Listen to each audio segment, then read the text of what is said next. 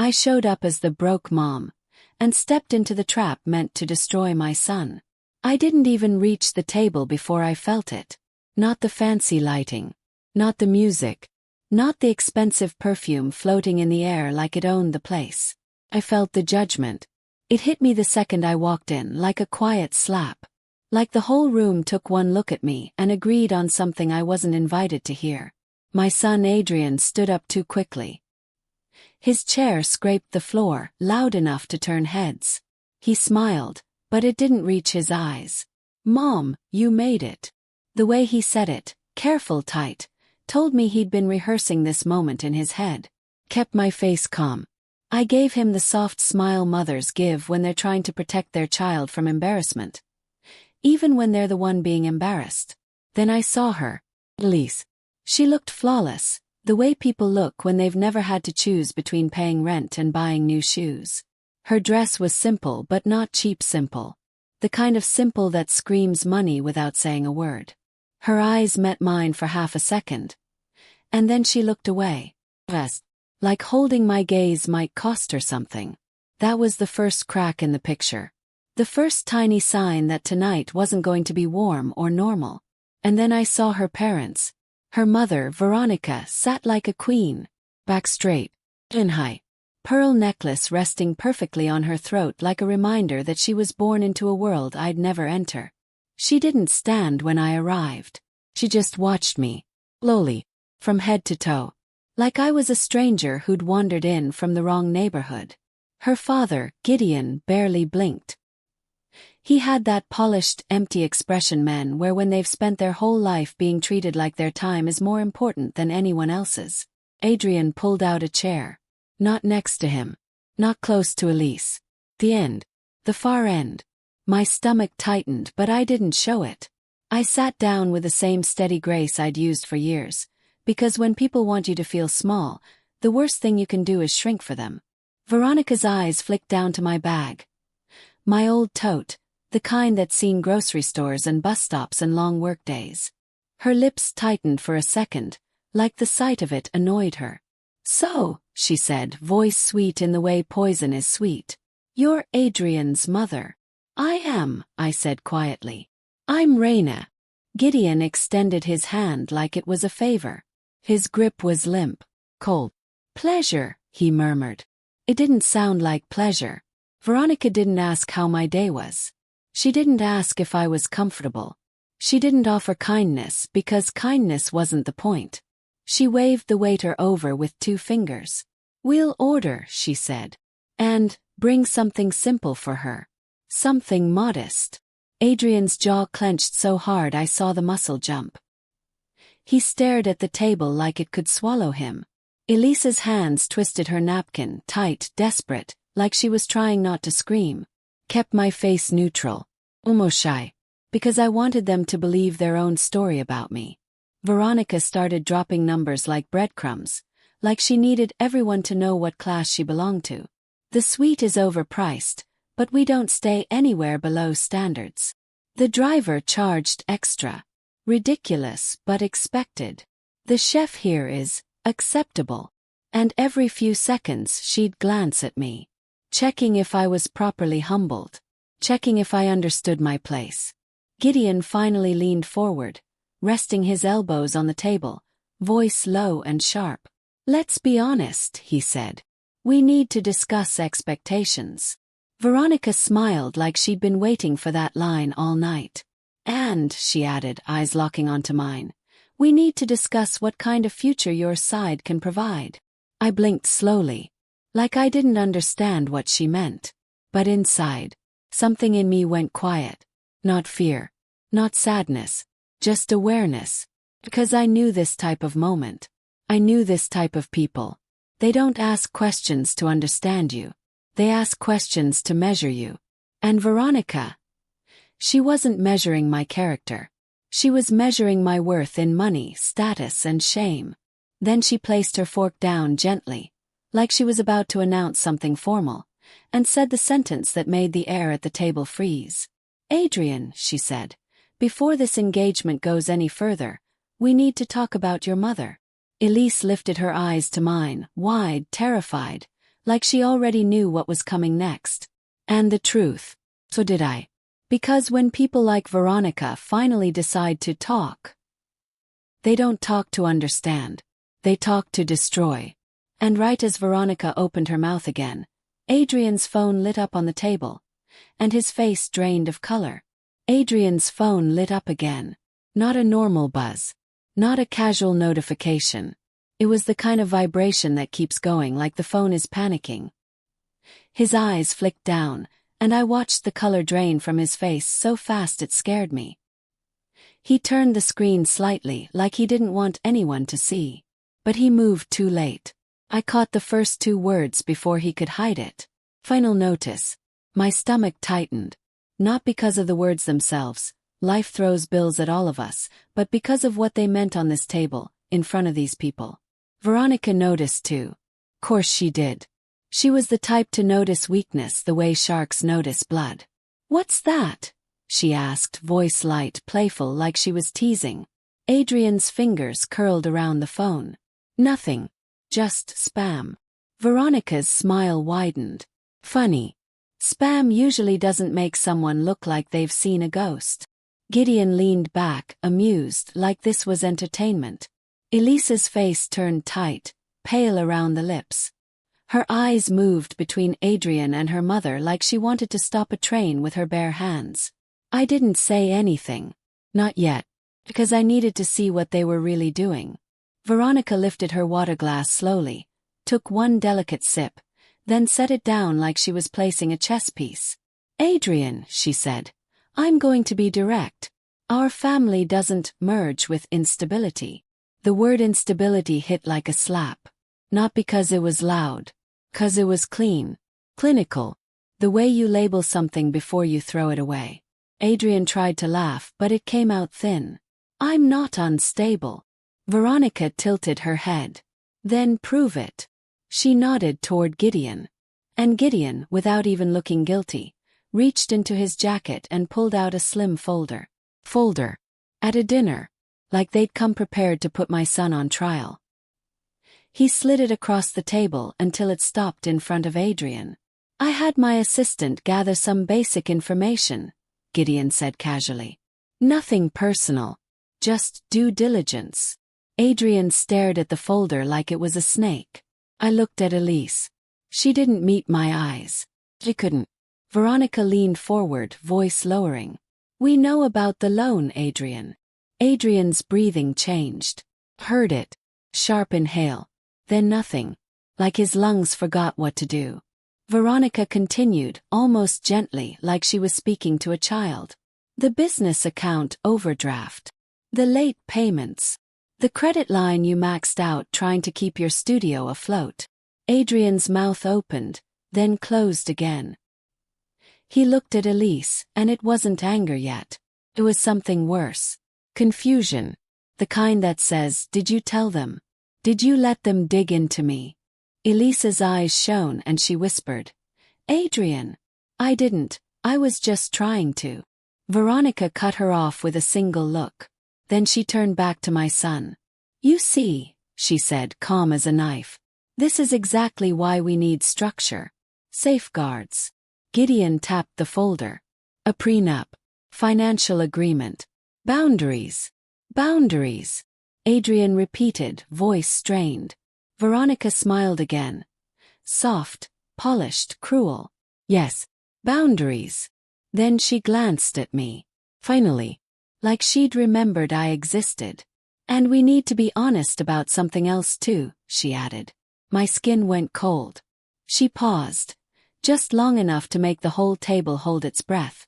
"I don't think," Veronica said slowly, "that Elise should marry into a family with burdens." Her eyes flicked to my tote bag again. To my simple dress. To my quiet posture. And I realized what she was doing. She wasn't just attacking Adrian's finances. She was setting up a choice. Money or me. Adrian's hands clenched on the table. His voice came out low, trembling. "Are you saying my mom is a burden?" Veronica didn't flinch. She leaned in, perfectly composed, and said the words that made Elise gasp out loud. "I'm saying," Veronica whispered, That if Elise marries you, your mother cannot stay in your life the way she is now. And Gideon opened the folder. Inside were papers Adrian had never seen before. And right on top, signature line, with his name already typed under it. Adrian's hand hovered over the pen, and Elise suddenly stood up shaking and said, "Stop! You can't make him sign this. Not after what I did." Elise stood up so fast her chair nearly fell. Her hands were shaking. Not the polite kind of shaking. The real kind.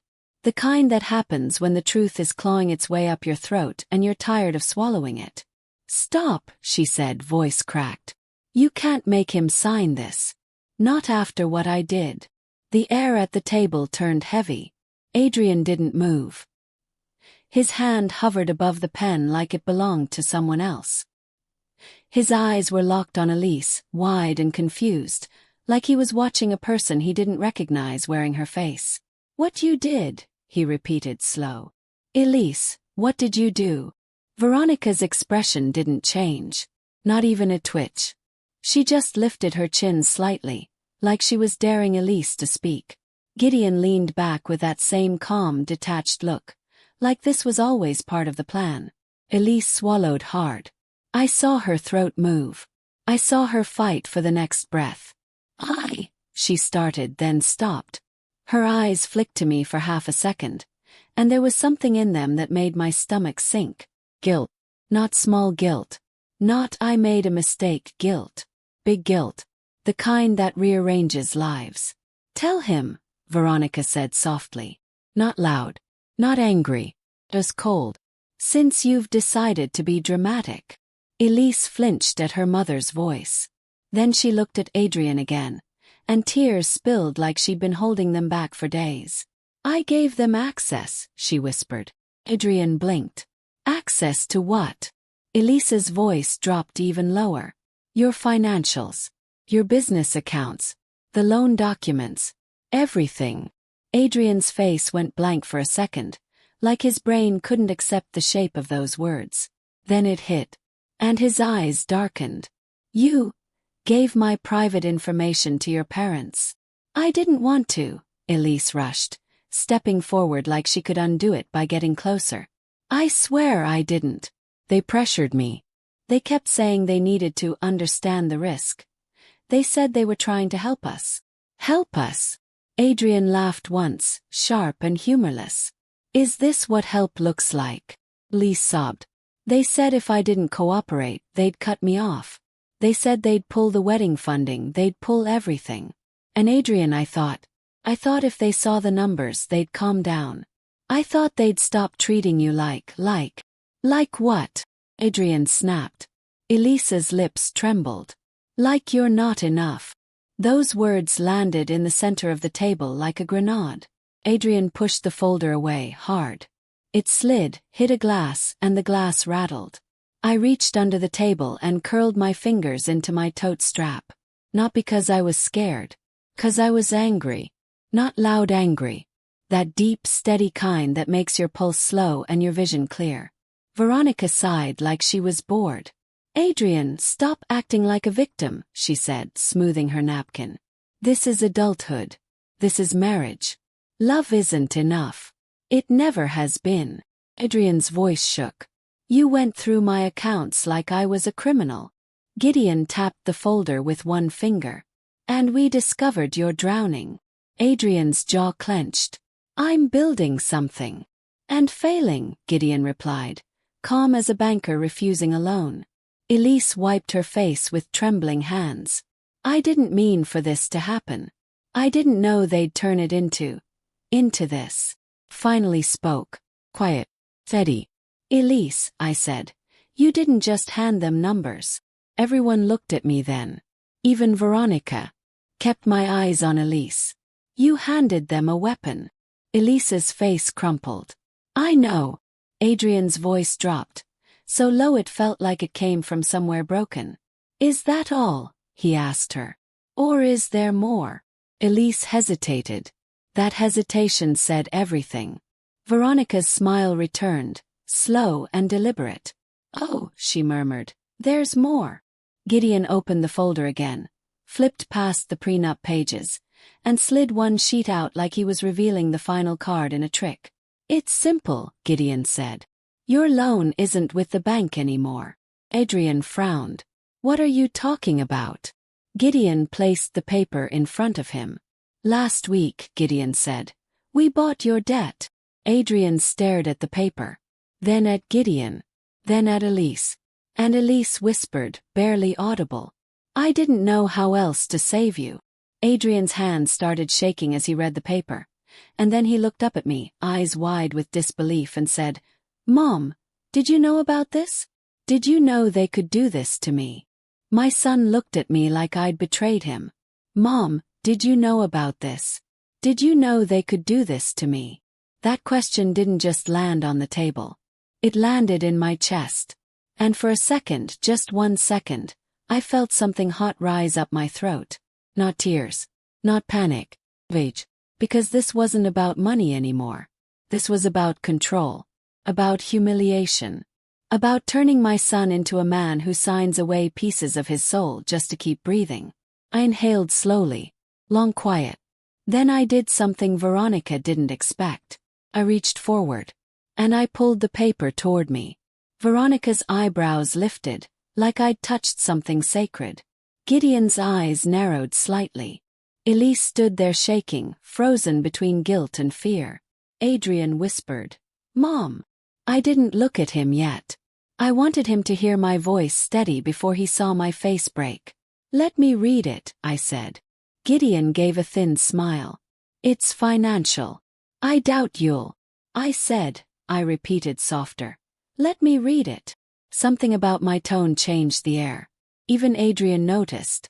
He went quiet. Gideon hesitated. Then shrugged like it didn't matter. Like I was harmless. Like I was just a mother with a worn tote bag who couldn't possibly understand what was happening. I read the first line. Then the second. Then my fingers stopped. Because right there, buried under the neat legal language, was a name. Not Adrian's. Raina Coldwell. My heart didn't race. Slowed. That's the terrifying thing about moments like this.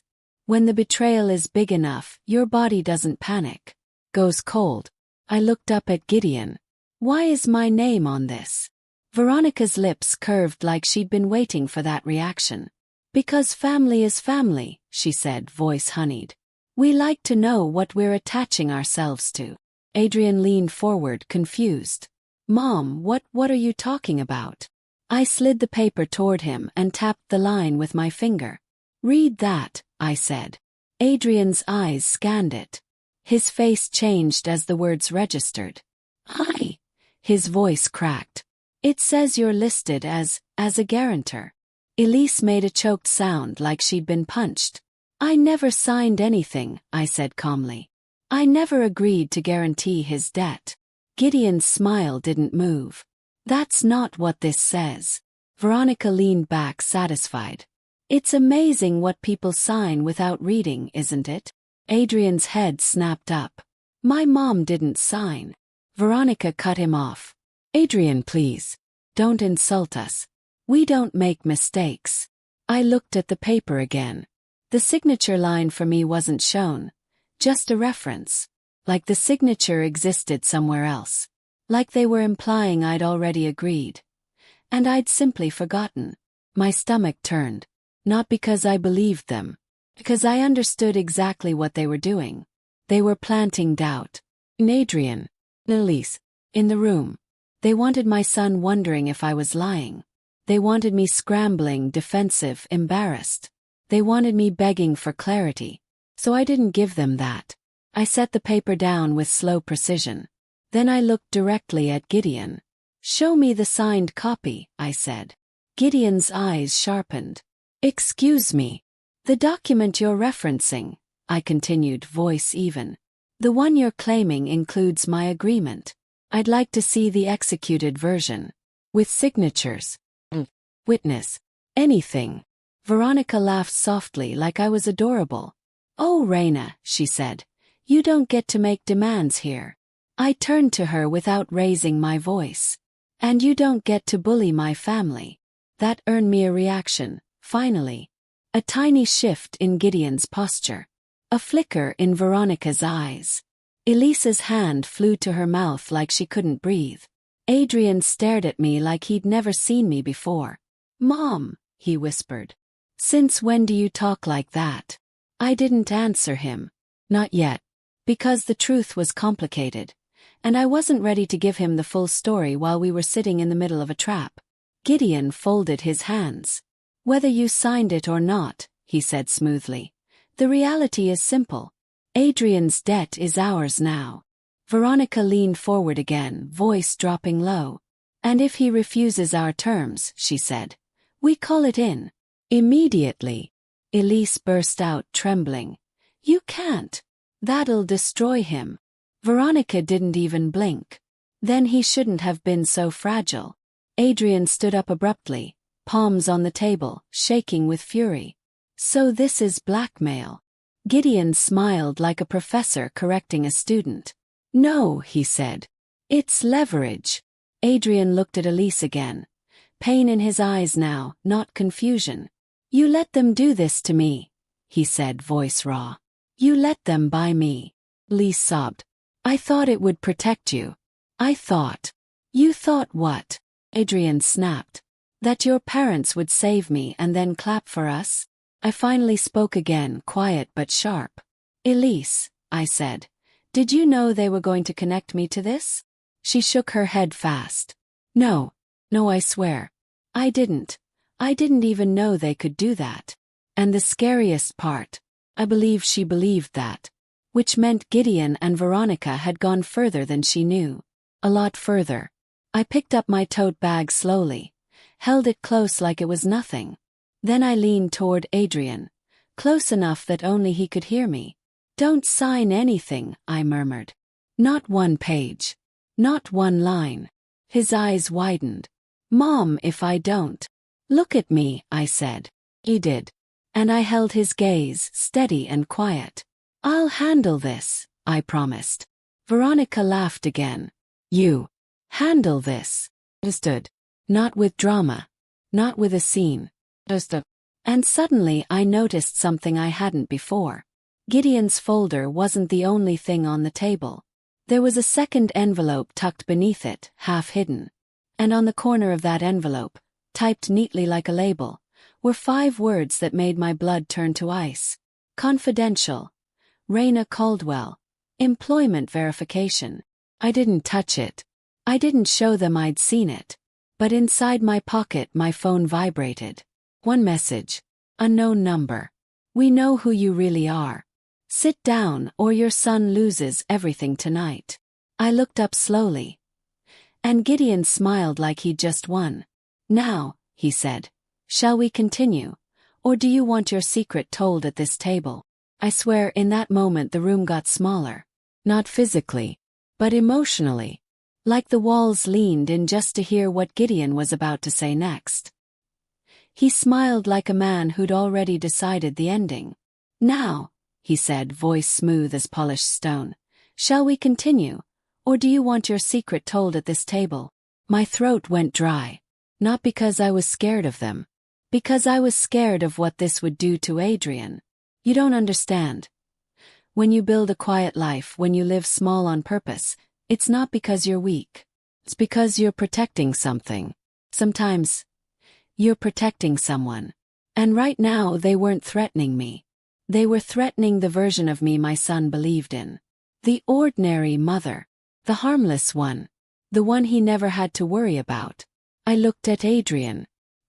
His eyes were burning with a mix of anger and confusion and pain. "Mom, what is he talking about?" he asked, voice rough. "What secret?" Veronica leaned forward, almost excited, like she was about to open a gift. "Oh, Adrian," she sighed. "Did you really think your mother is who she pretends to be?" That word, pretends, was designed to poison him. Elise whispered, "Please don't. Not like this." Veronica didn't even glance at her. "Be quiet." Gideon tapped the second envelope with one finger. The one that said employment verification like it was a weapon. "Your mother," he said, "has a very interesting employment history." Adrian's face tightened. "So, Who cares? She works. Gideon's eyes stayed on me. Does she? I held his gaze. No blinking. No flinching. No apology. 'Cause here's the thing. When people threaten you, they expect you to react like prey. If you don't, it confuses them. And I needed them confused. So I did the opposite of what they wanted. I sat down. Only. Veronica's smile faltered for half a second. Just half. Good, Gideon said. Now we can be reasonable. I nodded slowly. Sure. Adrian stared at me. Mom. I raised a hand slightly. Not to shut him down.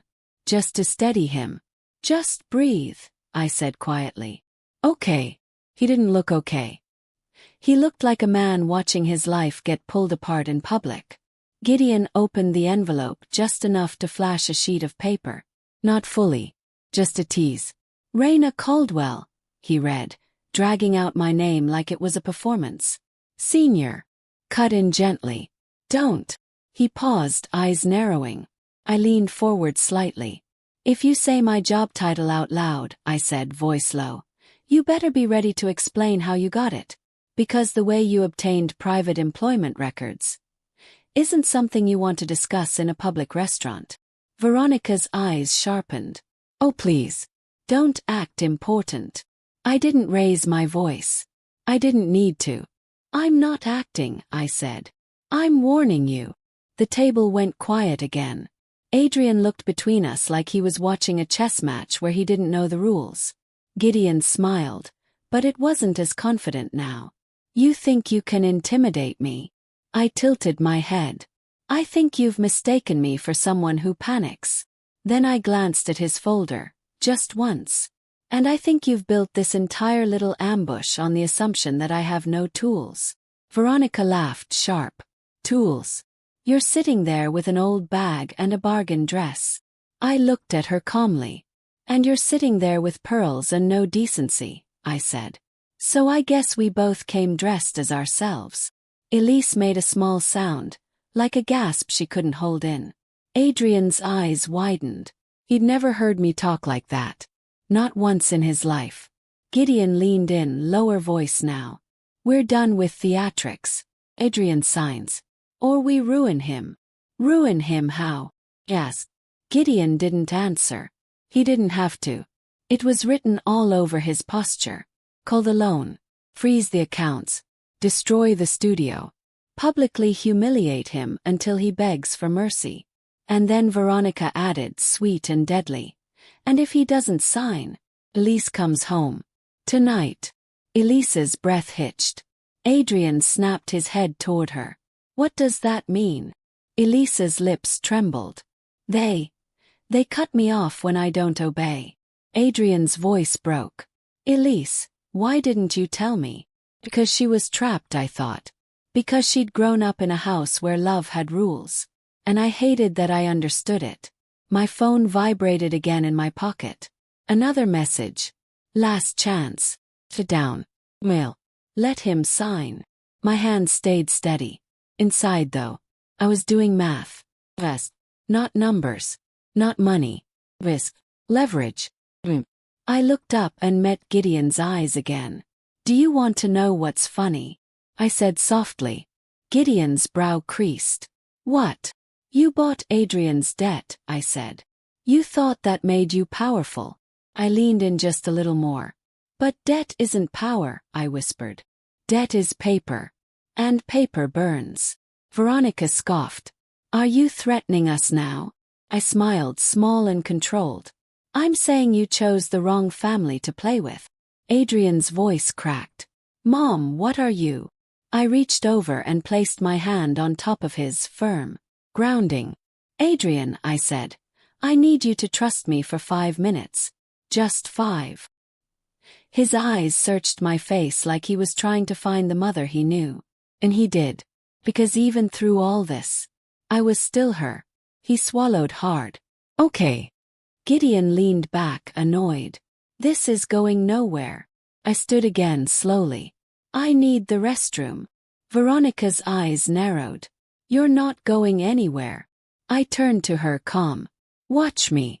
And I walked, Steady steps, no rush toward the hallway. But halfway there my phone rang. Not a random number. A name I hadn't seen on my screen in years. Director Haynes. My stomach dropped. Because that name didn't belong in my quiet life. That name belonged to the part of my life Adrian knew nothing about. I stared at the screen. And behind me at the table Gideon said, just loud enough for me to hear. Answer it, Raina. Let's see who you really are. My finger hovered over accept, and I realized if I answered, Adrian might finally learn the truth about me. Right here in front of the people trying to destroy him. My finger hovered over accept like the screen was a trigger. Because the second I picked up my quiet life would crack open. And right behind me I could feel Gideon watching. Smiling. Waiting for the moment my mask slipped. Answer it, Raina, he said from the table, just loud enough to sting. Let's see who you really are. Adrian's voice followed, softer. Confused. Mom, who is that? I didn't turn around. If I did, I'd give them the satisfaction of seeing fear. So I stepped into the hallway, just far enough that the piano music swallowed the table noise, and I answered. Raina Caldwell, I said. Was. Then a familiar voice, calm and heavy with authority. Raina. It's Haynes. My stomach tightened. Why are you calling me? Another pause. Longer this time. Like he was choosing words carefully. Because your name just got flagged in an access log, he said. And I don't believe in coincidences. I stared at the wall like it could hold me up. Access log. I repeated, keeping my voice low. Yes, he said. Someone pulled your employment verification. Not through normal channels. Not legally. My throat went dry. They're at dinner with my son. Haynes didn't ask who they were. He already knew. Gideon Marrow, he said. The way he spoke that name, flat like it came with history, sent a cold rush through me. Yes, I whispered. And his wife.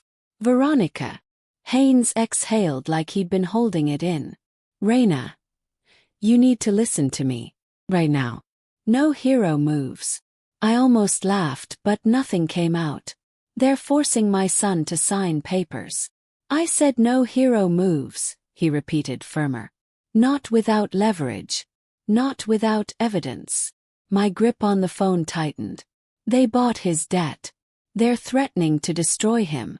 They've got documents with my name on them. Silence. Then Haynes said slow.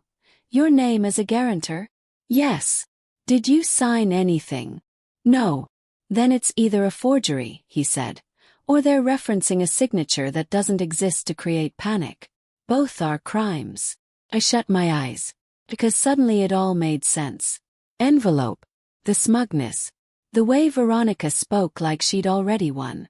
They weren't just flexing. They were cornering us. Haynes lowered his voice. Raina. Gideon Marrow isn't just a rich father. He's been on our radar. My heart thudded. For what? I can't say details over the phone, he said. But I can tell you this. He plays clean in public, dirty in private. He's careful. He doesn't leave fingerprints. I swallowed.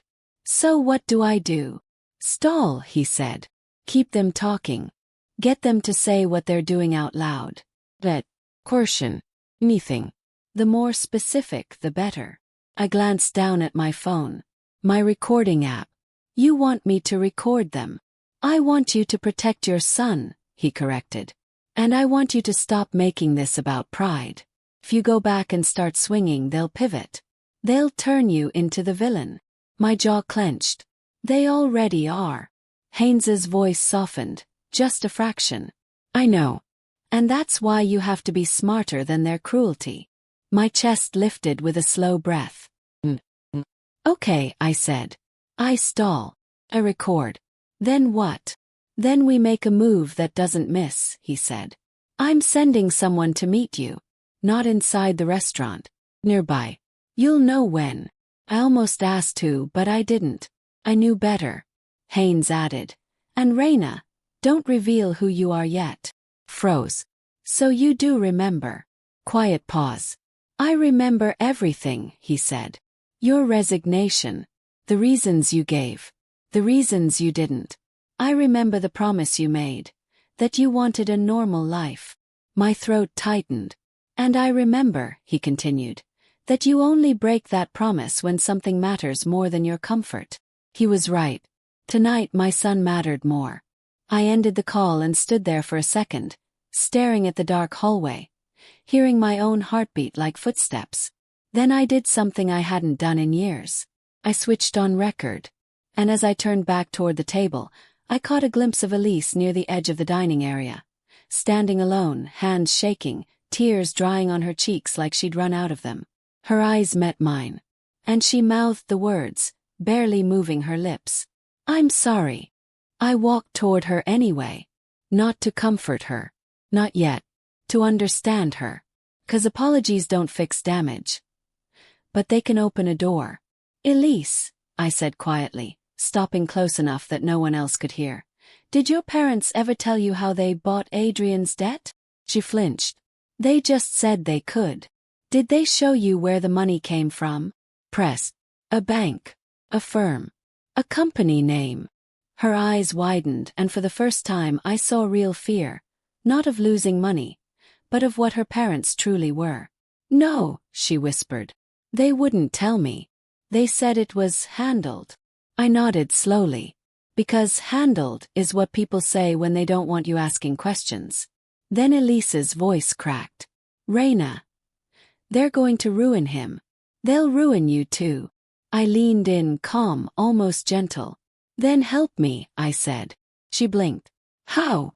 I lowered my voice to a whisper. Go back to the table, I said. Act like you're on their side. Get them comfortable. Get them talking. And when Veronica tells Adrian what she really wants, don't interrupt her. Elise looks sick. You want me to let her? I want her to confess, I said. In her own words. On record. Elise swallowed hard. What if they find out? I didn't sugarcoat it.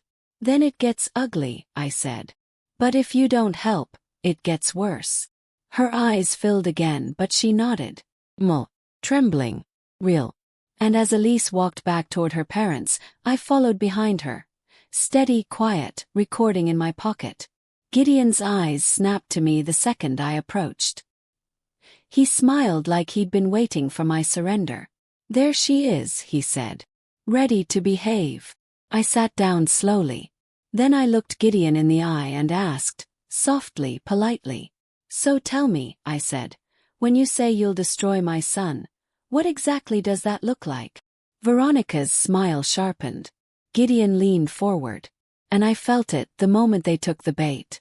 Gideon lowered his voice and said, Fine. You want specifics. I'll give you specifics. Then he reached into his jacket and pulled out a second document, one I'd never seen before, stamped with a court seal. That court seal looked like a bruise. Dark ink. Crisp edges. Official. Final. And the second Gideon laid that document on the table, I felt Adrian's whole body stiffen beside me, like his nervous system recognized the danger before his brain could catch up. Fine, Gideon said, almost satisfied. You want specifics. I'll give you specifics. Veronica didn't smile this time. She didn't need to. This wasn't a flex anymore. This was the blade. Adrian's fingers hovered over the paper like he was afraid it would bite. What is that? He asked, voice dry. Gideon slid it closer. Low. Deliberate. Like he wanted Adrian to feel the weight of it moving across the table. It's a petition, Gideon said. Already filed. Already reviewed. Adrian's eyes scanned the top line. Then he flinched. 'Cause his name was there. Full legal name. Address. Business name. Everything. It says, emergency order, Adrian whispered. What is? Gideon cut in, calm like a man explaining a parking ticket. It means, he said, that if you refuse our agreement tonight, we trigger enforcement at 9 a.m. tomorrow. Adrian's breath caught. Enforcement. Veronica leaned in, voice soft and cruel. Sheriff. Court officer. Whatever you want to call it. Elise made a broken sound. Mom, please. Veronica didn't look at her. She looked at Adrian, eyes sharp. They'll show up to your studio, she continued, and they'll take what belongs to the creditor. Adrian's face drained. They can't just. They can, Gideon said, tapping the seal. Because your loan contract includes clauses you didn't bother to understand. I watched Adrian's hands start to tremble. He tried to hide it by curling them into fists, but I saw it anyway. Felt it. This wasn't just fear. This was humiliation. The kind that makes a grown man feel 12. And I hated them for it. I leaned forward slightly, my phone recording quietly in my pocket, and I kept my voice steady. So your plan, I said, is to force him to sign under threat of immediate seizure. Gideon's eyes flicked to me. We're offering him a solution. No, I corrected softly. You're offering him a cage. Veronica laughed once. Oh, spare me. He's lucky we're even entertaining this. Adrian swallowed hard. What do you want me to sign? Exactly. Gideon turned the folder around so Adrian could see the top page again, the one with the signature line. A restructuring agreement, Gideon said. You sign, you agree to our conditions, and we pause enforcement. And your conditions are what? Adrian asked. Veronica answered like she'd been waiting all night to finally say it out loud. You will stop pretending you can provide for Elise, she said. You will close the studio within 60 days. You will take the position my husband offers, under our company, and you will relocate. Adrian blinked. Relocate where? Veronica's smile was thin. Near us. Where we can ensure stability. And what about my mom? Adrian asked, voice cracking. Veronica's eyes cut to me like a slap. She will not live with you, Veronica said. She will not influence you. She will not be a factor in Elisa's life. Adrian's jaw clenched. She's my mother. And Elise is my daughter, Veronica replied, cold. This marriage happens on terms that protect her. Elise shook, tears spilling again. This isn't protection. This is control. Gideon's voice turned harder. Sit down, Elise. He didn't. She stood there trembling, hands balled at her sides, and for the first time, she didn't look like a polished daughter. She looked like someone waking up. Adrian's voice dropped raw. So if I don't sign, you take my business. You take my future. You separate me from my mom. Veronica tilted her head. Yes. Adrian laughed. One sharp, broken laugh, like it hurt him to make the sound. You're not even ashamed, he whispered. Veronica's eyes were blank. Why would I be? This is how families like ours survive. I leaned back slightly, heart pounding but face calm. Because they just said it. Loud. On record. And Gideon, he got greedy. He leaned forward and added almost casually. And if you try to fight it publicly, Adrian, if you try to make us look like villains, then we ruin your reputation too. Adrian froze. How? Gideon's smile returned. We have ways, he said. A few stories. A few concerns. People listen when money speaks. My stomach turned cold. Because that wasn't just financial coercion anymore. That was a threat to destroy his name. I kept my tone gentle, almost curious. Tell him, I said quietly. Say it clearly. What stories? What concerns? Gideon's eyes narrowed, but Veronica jumped in, eager. We can make Elise a victim if we need to, she said, like she was discussing weather. We can make you the kind of man no one wants to support. Elise's face went white. Adrian's voice shattered. You would lie about me. Veronica didn't blink. I would protect my daughter. That was the moment I knew. This wasn't a dinner. This was an execution. And they'd brought the paperwork to prove it. Adrian pushed his chair back slightly, breathing hard, eyes glassy, like he was on the edge of doing something he'd regret. And I reached under the table and squeezed his knee once. Hard. Stay here. Stay quiet. Let them keep talking. Because I could feel the power shifting. Not to them. Me. My phone buzzed against my thigh. Message from Haynes. Do you have the confession? I stared at the screen for half a second. Then I typed one word back. Yes. And right as I hit send, Gideon leaned in and lowered his voice to a whisper meant only for me. I know you're recording, he said. I didn't move. Didn't blink. Didn't breathe. Because across the table, Veronica smiled wide. And Elise, still standing, looked at me with terror in her eyes. Like she'd just realized how dangerous her parents truly were. Gideon slid his phone onto the table, screen facing me, and on it was a live video feed of Adrian's studio door, with 2 men standing outside it already. 9 a.m., he whispered. No, Raina. We start now. The moment I saw those 2 men on Gideon's screen, standing outside Adrian's studio like they owned the sidewalk, my body didn't panic. Focused. 'Cause fear is loud. But danger makes you quiet. Gideon kept the phone angled toward me, enjoying every second of it. The feed showed the studio door. The same door Adrian painted himself. The same door he unlocked every morning like it was a promise. 2 men in dark jackets stood there, one checking his watch, the other rolling his shoulders like he was warming up for something ugly. 9 a.m. Gideon whispered. No, Raina. We start now. Adrian leaned forward and his face cracked open with pure shock. What is that? He choked. Why are they at my studio? Veronica didn't even pretend anymore. She looked pleased. To motivate you, she said. Some people only understand consequences when they can see them. Adrian shoved his chair back, ready to bolt. Instinct. Pure desperate instinct.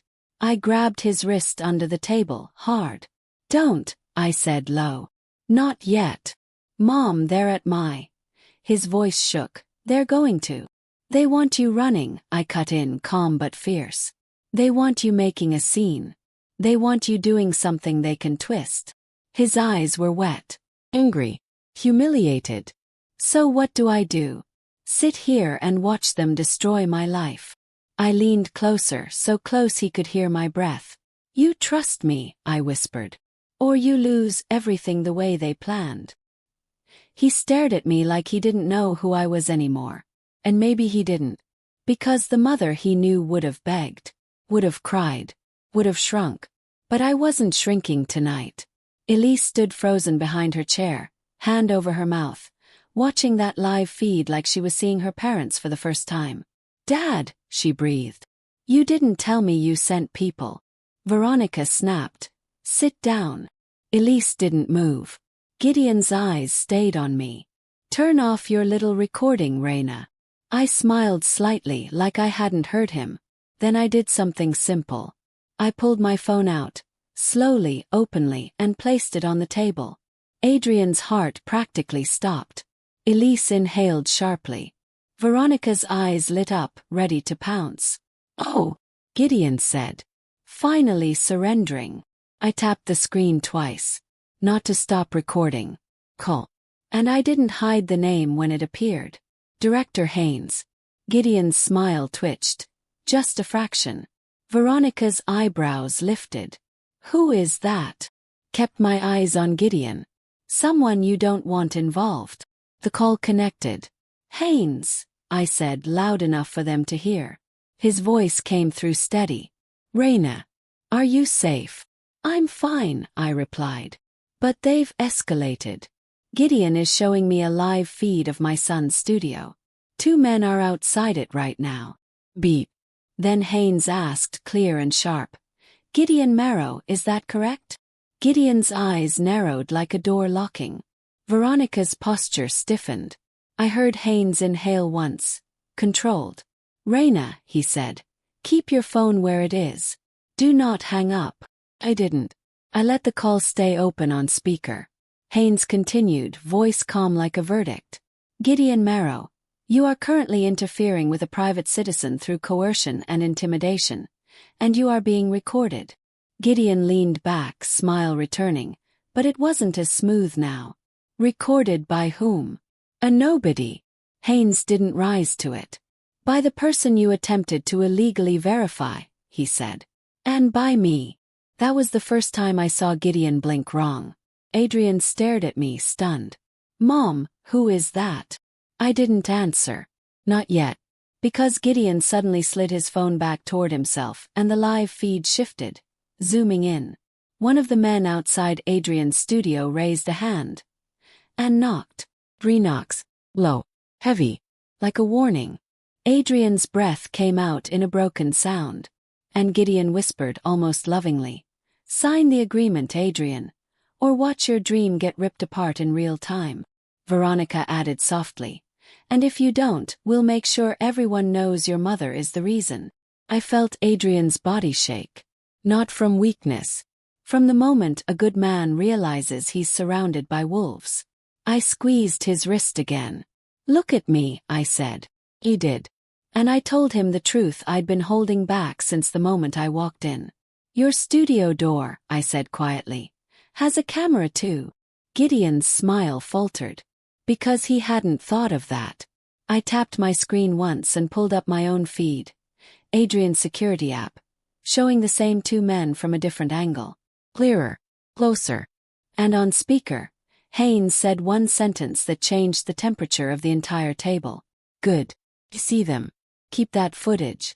Our unit is 2 minutes away." Gideon's face didn't fall. Not yet. But Veronica's fingers tightened around her glass like it might shatter.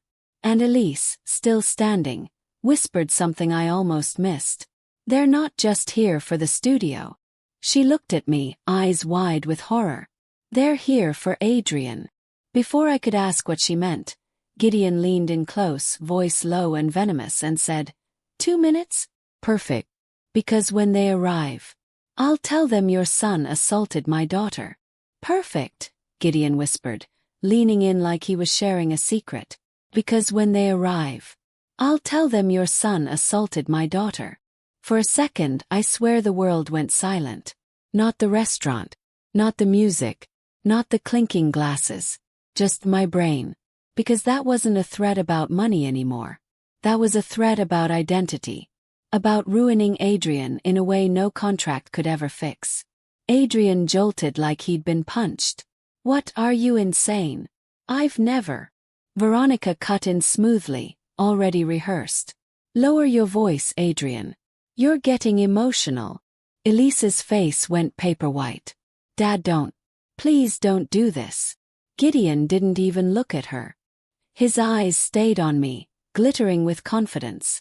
You want to bring in your little friend on speaker, he murmured. Fine. I'll bring in the kind of friend people actually listen to. My phone was still on the table. Haynes was still on speaker. He heard it all. His voice came through, calm but razor-edged. Gideon Marrow, you are now threatening to file a false report. That is a crime. Gideon smiled. Prove it. I leaned in, voice soft. You just did. And that's when Veronica moved. Fast and subtle. She reached across, grabbed Elise's wrist, and squeezed hard enough that Elise flinched. Sit, Veronica hissed through her smile. Elise didn't sit. But her knees shook like she might collapse. Adrian looked at Elise, then at Veronica. His eyes were wild. Stop touching her. Veronica's smile sharpened. Look at that. Aggressive. See how easy this is, Adrian. My stomach turned. They were building a story in real time. A story where Elise was fragile. Where Adrian was volatile. Where I, of course, was the desperate mother trying to cover it all up. And Gideon was counting on one thing. That when uniforms arrived, the room would automatically believe him. Then my phone buzzed again. A text from Haynes. They're entering. Keep recording. Get Elise to say the truth out loud. I looked at Elise. She was trembling so hard her shoulders couldn't hold still. Elise, I said quietly. Look at me. Her eyes snapped to mine. Did Adrian ever touch you in anger? Yes. Low. Clear. Elise shook her head hard. No.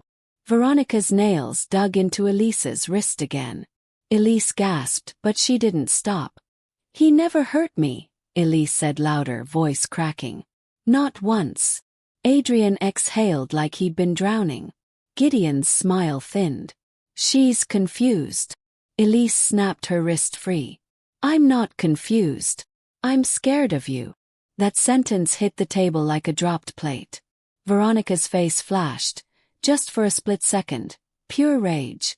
Then she smoothed it back into elegance.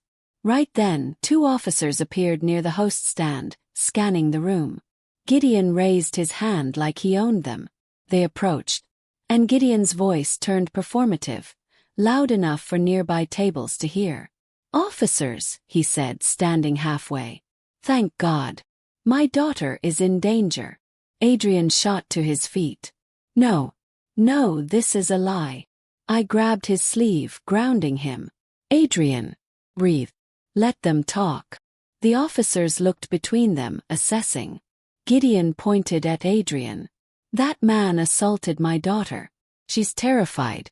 We need him removed." Elise stepped forward, shaking, eyes wet. "That's not true," she said.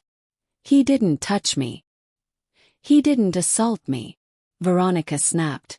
"Elise, stop embarrassing yourself." Elise turned on her mother, voice breaking but fierce. "You're embarrassing me. You're using me." One officer frowned. "Ma'am, are you saying there was no assault?" Elise swallowed, then nodded. "Yes, there was no assault." Gideon's jaw tightened. He pivoted instantly, smooth, practiced.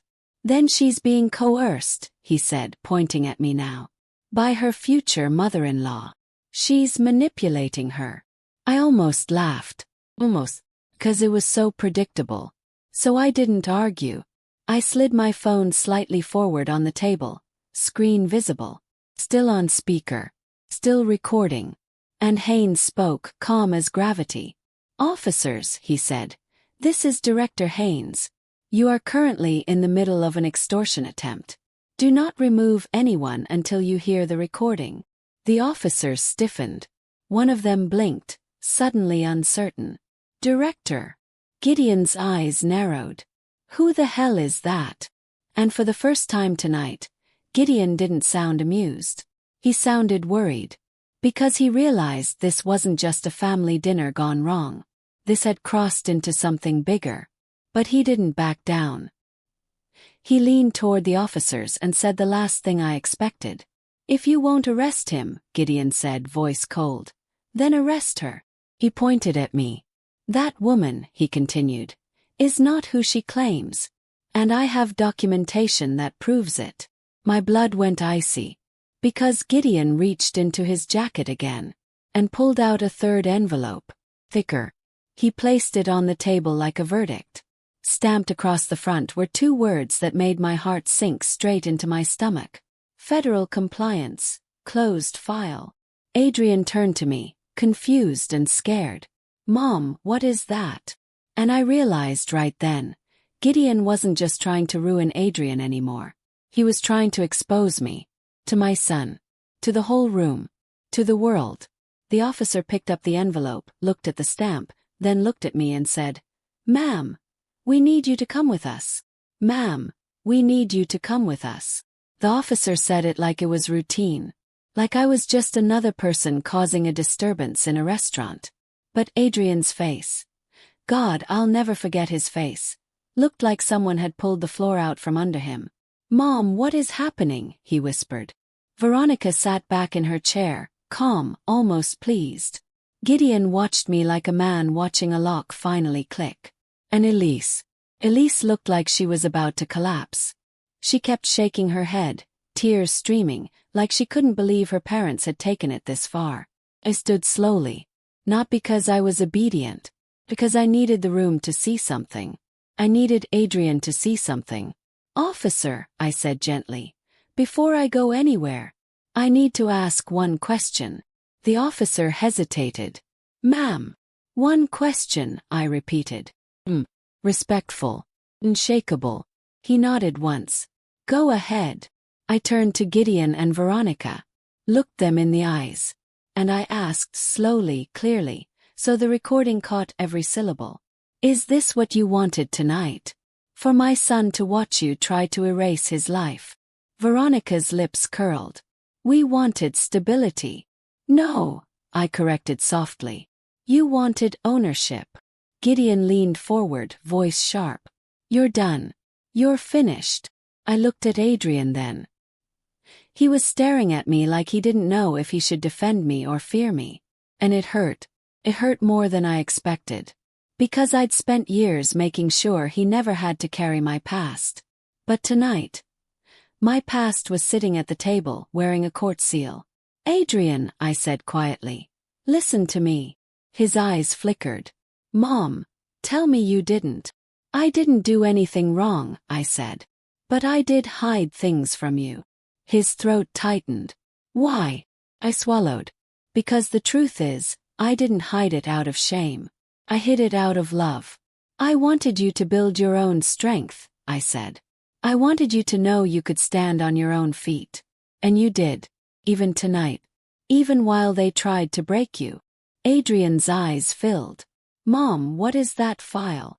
Took a breath. Then I made the hardest choice I'd made in years. I told him just enough.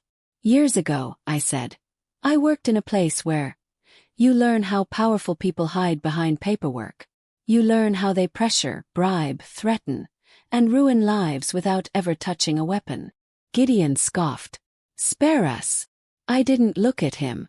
I left that world, I continued, eyes on Adrian, because I wanted peace. I wanted a normal life. I wanted to be just your mom. Adrian whispered. Are you in trouble? No, I said immediately. But tonight, Gideon tried to weaponize an old file, hoping you'd doubt me. Hoping you'd turn on me. Adrian's jaw trembled. I would never. But you almost did, I said softly. And that's okay. Because he set you up to. That's when Haynes's voice came through the phone again. Steady, unmistakable. Officer, he said, do not detain Raina Caldwell. I repeat, do not detain her. The file in your hand is being misrepresented. The officer froze. Director Haynes. Yes, Haynes said.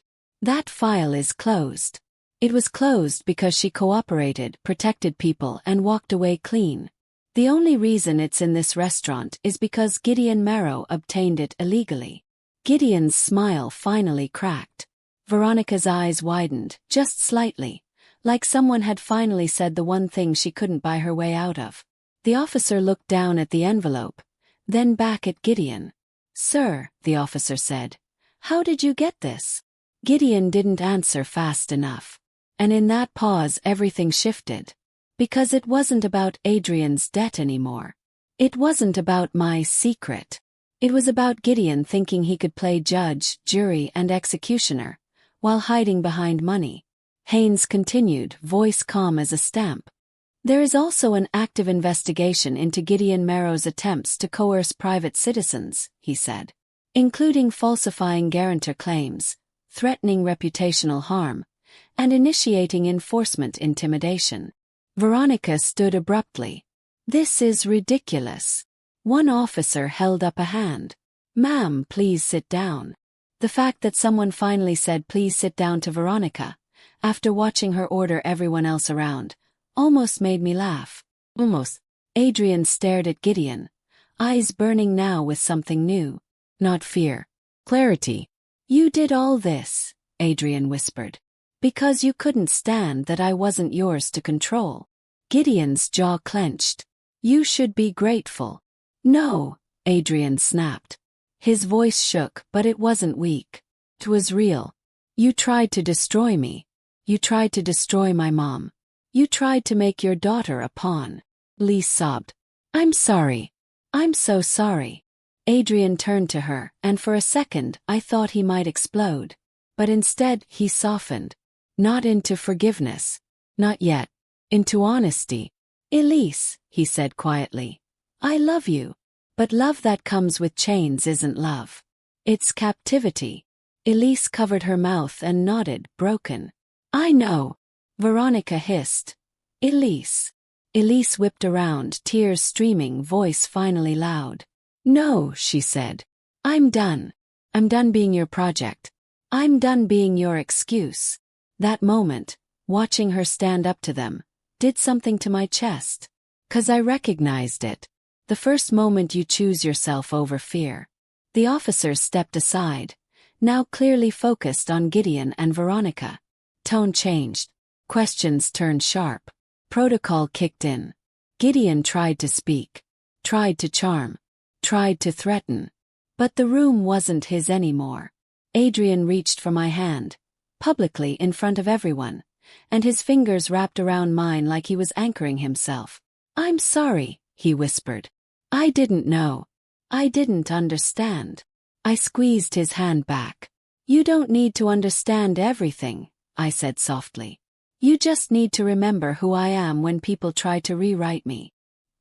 He nodded, tears sliding down his cheeks. "I'm not signing anything." "Good," I said. "Because your life isn't a document someone else gets to draft." Later, when we walked out of that restaurant, the night air hit my face like freedom. Elise stood outside too, alone, watching her parents being questioned inside. She looked smaller without their shadow, but she also looked lighter. She stepped toward Adrian, voice trembling. "I don't expect you to forgive me," she said. "But I needed you to know. I'm choosing the truth now." Adrian held her gaze for a long moment. Then he said, quiet and firm, "Keep choosing it, even when it costs you." And she nodded, like she finally understood what love actually asks for. In the car, Adrian stared out the window for a long time before he spoke again. "Mom," he said, voice rough, "why didn't you tell me who you were?" I watched the streetlights slide across his face. Grown man, wounded boy, all at once. "Because I didn't want you living in my shadow," I said. "I wanted you to become your own man. And you did. Even when it hurt." He swallowed. "I almost broke. But you didn't," I said. "That matters." He turned to me then, eyes red, voice shaking. "I'm proud of you," he whispered. And for the first time that night, my throat truly tightened. Not from rage. From relief. 'Cause we were still us. Not because the world went easy, but because we didn't let cruel people define our story. Here's what I learned, and what I need you to hear if you've ever felt small at someone else's table. Some people will only respect you when they think you have power. But your worth was never meant to be negotiated. If someone tries to buy your silence, your dignity, your family, they're telling you exactly who they are. Believe them. Then choose yourself anyway. And if you're standing at the edge of fear right now, shaking, wondering if you can do it, you can. Because strength isn't loud. Strength is the quiet moment you refuse to sign your life away. Thanks for listening. Don't forget to subscribe, and if you've lived through something similar, share your story in the comments. Your voice matters.